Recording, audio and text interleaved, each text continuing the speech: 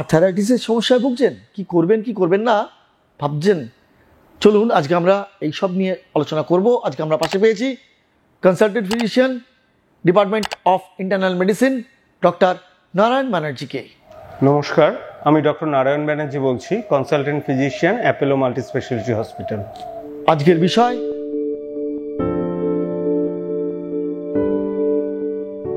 Arthritis by definition কিন্তু দুটো জয়েন্টের মাঝখানে যে সংযোগস্থল, সেখানে যদি ইনফ্লামেশন হয় তাকে আর্থ্রাইটিস বলে। দু রকমের আর্থ্রাইটিস আমরা পাই।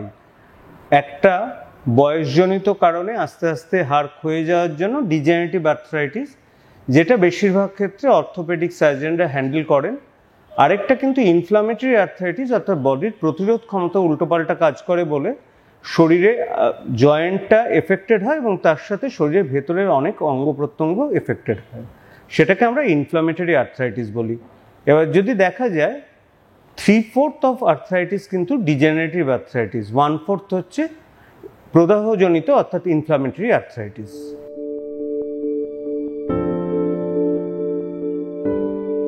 প্রথমে ক্লিনিক্যালি না এটার একটা আছে যে সকালবেলায় ব্যথাটা কখন হচ্ছে, এটা খুব ইম্পর্ট্যান্ট। ডিজেনারেটিভ আর্থ্রাইটিসে ব্যথাটা বিকেলের দিকে বেশি হয়, সকালে রিলেটিভলি কম থাকে, অর্থাৎ রেস্টে পেন কমে যায়। On the contrary inflammatory arthritis কিন্তু উল্টো, রেস্টে বাড়ে। অর্থাৎ কেউ যদি ভোরবেলা ব্যথাটা বেশি হয়, সেটা মোস্ট লাইকলি ইনফ্লামেটরি আর্থ্রাইটিস। এটা ক্লিনিক্যালি বোঝা যায়। আর এছাড়া যদি তার কারোর অন্য কিছু থাকে, মানে মুখে ঘা, স্কিনে স্পট, জ্বর, সিস্টেমিক সিমটম থাকে, তাহলে ইনফ্লামেটরি আর্থ্রাইটিসের দিকে পয়েন্ট করে। আর ইনফ্লামেটরি আর্থ্রাইটিসটা বয়স্কদের কম হয়, ডিজেনারেটিভ আর্থ্রাইটিস বয়স্কদের বেশি হয়। যদি কোনো ইয়ং ছেলে মেয়ের জয়েন্টে ব্যথা হয়, যেটা সকালবেলা বেশি হয়, যত দিন যায় কমে যায়, তার সাথে যদি ইনফ্লামেটরি মার্কার অর্থাৎ ইএসআর সিআরপি বেশি থাকে, তাহলে কিন্তু তার রিউম্যাটোলজিস্ট অথবা রিউম্যাটোলজিতে প্রশিক্ষিত ফিজিশিয়ানের কাছে যেতে হবে।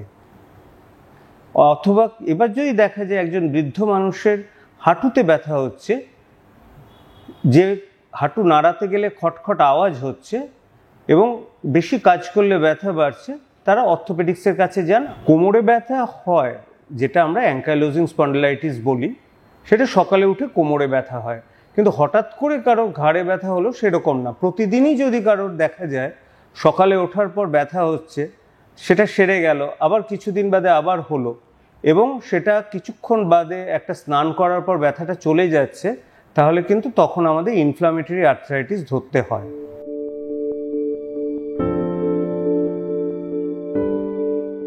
এটা অনেক কটা কারণ থেকে হয়। জেনেটিক প্রিডিসপোজিশন তো থাকেই, এর সাথে এনভায়রনমেন্টাল কারণ অনেক সময় একটা ইনফেকশন ট্রিগার করে। সুতরাং যে শুধুমাত্র বংশগত সেটা একদমই নয়, কিন্তু একটা জেনেটিক প্রিডিসপোজিশন অনেক আর্থ্রাইটিসেরই আছে।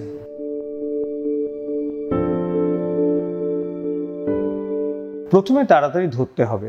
আমাদের একটাই বুঝতে হবে, কারোর যদি ব্যথা 6 সপ্তাহের বেশি থাকে, সে যেন ইমিডিয়েটলি ফিজিশিয়ান বা রিউম্যাটোলজিস্টের সাথে যোগাযোগ করে, যাতে সঠিক তার ডায়াগনোসিসটা হয়।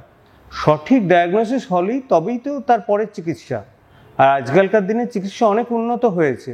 যদি সঠিক সময়ে সঠিক ওষুধ পড়ে, তাহলে অনেক সময় ডিফর্মিটি আমরা প্রিভেন্ট করতে পারি, টার্গেট অর্গান ড্যামেজ প্রিভেন্ট করতে পারি।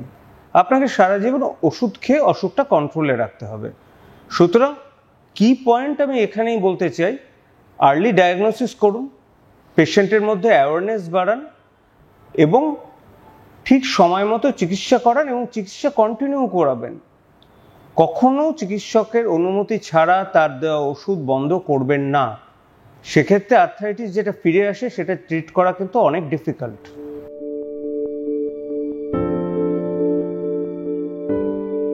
ডিজেনারেশন হয়তো মহিলাদের হয়, কারণ সচেতনতার অভাবে 35 বছরের পর থেকে যে ক্যালসিয়াম সাপ্লিমেন্টেশন নিতে হয়, সেটা অনেকেরই জানা নেই। খাওয়ার মধ্যে যে ক্যালসিয়ামগুলো আছে তার অ্যাবজর্পশন অনেক ভালো। কোন খাবারগুলোর ক্যালসিয়াম বেশি আছে? ডেয়ারি প্রোডাক্টস, দুধ, দই, ইভেন ডিম, এগুলোতে ক্যালসিয়াম অনেক বেশি পাওয়া যায়। এবার তাতে অনেকের দরকার যতটা ততটা মেটে না। তখন আমরা ক্যালসিয়াম বাইরে থেকে দিই, ক্যালসিয়াম যাতে হাড়ের মধ্যে ঠিকমতো বসে তার জন্য আরেক রকমের ওষুধ দিই। কারণ একটানা ক্যালসিয়াম খেলেও কিন্তু দেখা গেছে যে করোনারি আর্টারিতে ক্যালসিয়াম স্কোর বেশি হয়ে যায়, সেটাতে আরও মুশকিল হয়। সুতরাং অবশ্যই এটাও কিন্তু চিকিৎসকের পরামর্শ মেনেই খেতে হবে।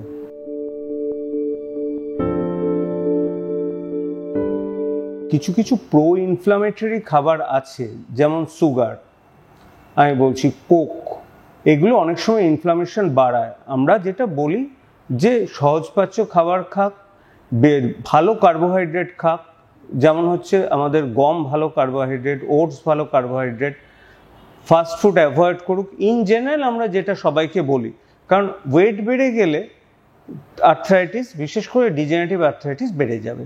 Half plate theory, half plate থিওরিটা কি? টোটাল ডায়েট প্লেটের হাফ হচ্ছে কার্বোহাইড্রেট, হাফের হাফ হবে ফ্রুটস, হাফের হাফ হবে ভেজিটেবলস।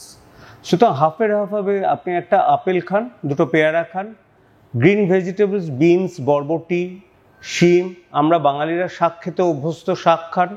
আর হাফ হচ্ছে গুড কোয়ালিটি কার্বোহাইড্রেট, অর্থাৎ গম, বাজরা, বাজরার আটা বাঙালিরা খায় না, আর ওটস।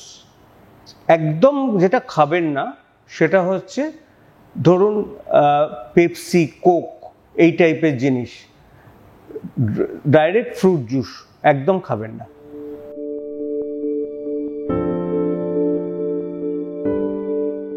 একটাই টিপস, লাইফস্টাইল চেঞ্জ করুন, তবে এই রোগগুলো আটকাতে পারবেন। আমাদের এখনকার দিনে ছেলেমেয়েরা হাঁটাচলা করে না, ফাস্টফুড বেশি খায়। প্রথম থেকে যদি লাইফস্টাইল না চেঞ্জ করা যায়, এই ধরনের নন কমিউনিকেবল ডিজিজ কিন্তু বাড়তেই থাকবে সোসাইটিতে। অসংখ্য ধন্যবাদ ডক্টর নারায়ণ ব্যানার্জিকে আমাদের সময় দেওয়ার জন্য। আপনাদের যদি কোনো জিজ্ঞাসা থাকে, আপনারা দেখতে থাকুন মেডিটিভস এবং সেখানে প্রশ্ন লিখে পাঠান, চেষ্টা করব জবাব দিতে। ভিডিওটি ভালো লাগলে অবশ্যই শেয়ার করুন এবং সচেতনতা বাড়িয়ে তুলুন। আর হ্যাঁ, যারা মেডিটিভস ইউটিউব চ্যানেলটি এখনও সাবস্ক্রাইব করেননি, তারা সাবস্ক্রাইব করে নিন আমাদের এই ইউটিউব চ্যানেলটি এবং পাশে থাকা বেল আইকনটিকে প্রেস করে দিয়ে অল বাটনটিকে ক্লিক করে দিন, যাতে নতুন ভিডিও আপলোড করলেই তার নোটিফিকেশন পেয়ে যান আপনারা। এই ডাক্তারবাবুর সঙ্গে যোগাযোগ করতে বা কলকাতা সহ ভারতের চিকিৎসা ও বাণিজ্য সংক্রান্ত যে কোনো বিষয়ে সহায়তার জন্য যোগাযোগ করুন আমাদের সঙ্গে এই ঠিকানায়। আমাদের ফোন নাম্বার +91 9330 240 762। আবার বলছি +91 9330 240 762। আমাদের ইমেল আইডি mailmeditives@gmail.com।